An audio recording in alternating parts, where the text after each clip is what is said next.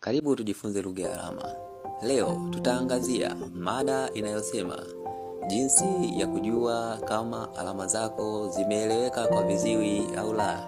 Yapo mambo mengi ya kujifunza na kuelewa, lakini katika siku ya leo tutaangazia mambo 7 tu ya kipekee na ya msingi mno.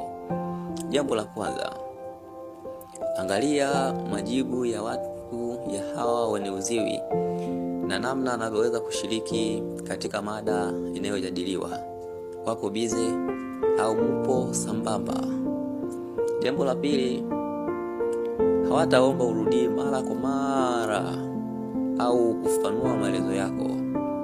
Jambo la tatu, wataonyesha hali ya kuridhika na kufurahia.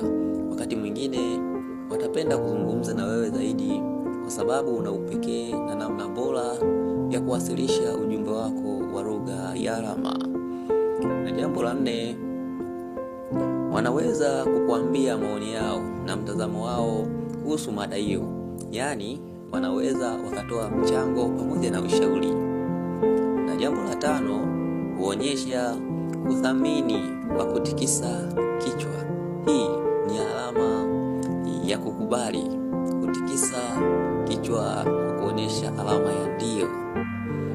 Na jambo la 6, kujibu maswali kwa usahihi. Utakapoweza kuwauliza wao kuweza kujibu na wasiende nje na mada inayozungumziwa.